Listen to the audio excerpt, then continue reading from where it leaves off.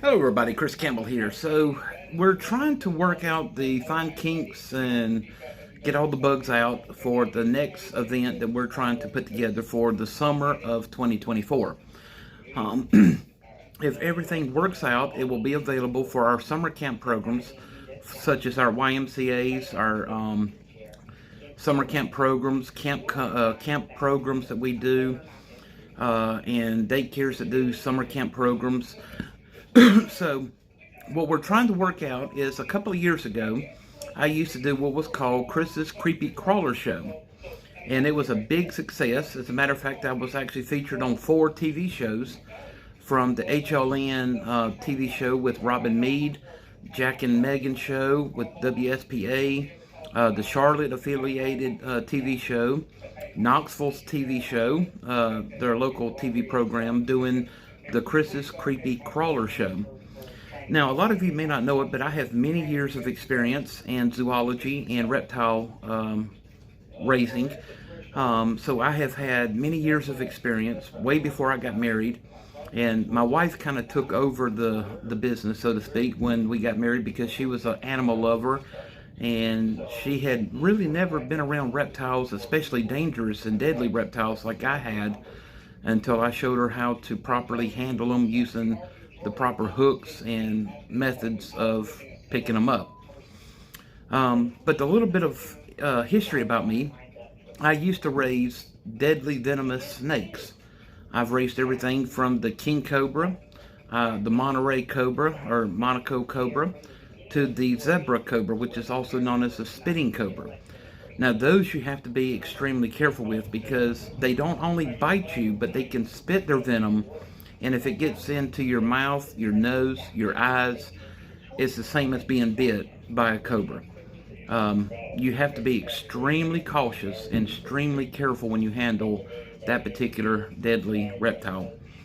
I have also had many years of experience working with Bengal tigers. As a matter of fact, before I got married, I actually had my own very Bengal tiger. His name was Simba, kind of like the one from the movie. I raised him from a cub to when he was full grown, 500-pound tiger. I used him in a lot of my magic shows. At the end of this video, you will actually see a picture of me when he was just a year-old cub, inside of one of the illusions that I used on board the cruise ships in one of my TV shows. But I've worked with everything from emperor scorpions, Goliath bird eaters, which is the largest tarantula in the world. I've worked with pink-toed tarantulas, Mexican hair tarantulas, centipedes, vinegaroons. Vinegaroons are actually one of my favorites, because a vinegaroon is kind of like a scorpion. They're called a whiptail scorpion. And what sets them apart from the traditional scorpion is on the tail of their abdomen, they have a little antenna that sticks up. Now, they don't have a stinger like a traditional scorpion. They do have the pinchers, but they don't have the stinger. But what they do have is an antenna that sticks up. And if they feel threatened, they will squirt out a liquid, or venom, if you want to call it that. And the reason they're called vinegaroons is because their liquid that they squirt out smells like vinegar. Now, if it gets onto your skin, it will irritate your skin and cause it to like blister over or make like a rash.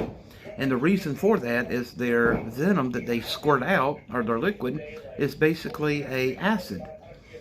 It's non-harmless. It does not hurt the human being. I've been squirted by them many times before, but it can irritate the skin, kind of like poison oak or poison ivy.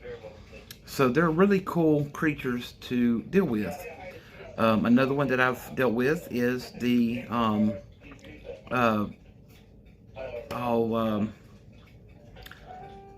bearded gecko, I think is what it's called, the long-tailed gecko. And those are kind of unique because in a defensive mode, if they are becoming under an attack from a predator, they will actually shoot their tail off and escape while the predator goes for the tail. Now, they can regrow their tail back, but it takes months to grow it back. Leopard gecko, I'm sorry, my mind went completely blank. Leopard gecko. But their tail can actually be shot off in case they're being attacked, and that's how they get away. So I've worked with them. I've also worked with sugar gliders, skinny pigs, which are kind of like a guinea pig, but they're hairless. I've also trained rats, like my pet Ratatouille. He's one of my favorite friends. So if everything works out the way that I want to, hopefully by May 30th of 2024, I will have Chris's Creepy Crawler show back up and going to offer to my summer camp programs and fall program events. And I'm hoping to get a couple of my exotic reptiles back into the show. One of my most favorite, deadliest snakes that I've worked with is the West African gaboon viper. Now, if you've ever had a chance to research these, they have the longest fangs in the world and the fastest strike in the world. Their fangs can get over 2 inches long, and they're so fast and they're powerful that they can actually pierce a steel-toe boot. But they're slow-moving creatures. They're beautiful, majestic creatures, and they're highly camouflaged. The gaboon viper is by far one of my favorite venomous snakes that I've ever worked with. Another venomous snake that I've worked with that anybody can own and handle freehand, hold it in your hand, is either the eastern or the western hognose snake. They're extremely fragile. They are human friendly. They do not strike or bite humans, and the reason for that is because they are rear-fanged venomous snakes. So their fangs are actually located in the rear of their mouth. So if they were even to try to bite you, their fangs are not going to reach you. They are very playful. I would say, if you want to get into venomous snakes, the hognose snake is by far the first snake to get into. If they become frightened or scared, their mechanism of the way to get out of it is to play dead.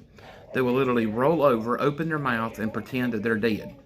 And as soon as you leave, then they'll flip back over and squiggle on off. But the hognose snake is a very comical type of venomous snake that anybody can own and handle and care for. And they're very cheap to get at Repticons and exotic animal shows. You can pick up a eastern hognose snake for about $150 for a hatchling baby. That's the best way to raise them, is by the baby size. If you get a full-grown one, it can take a while for them to gain your trust and to become more friendly and to work with.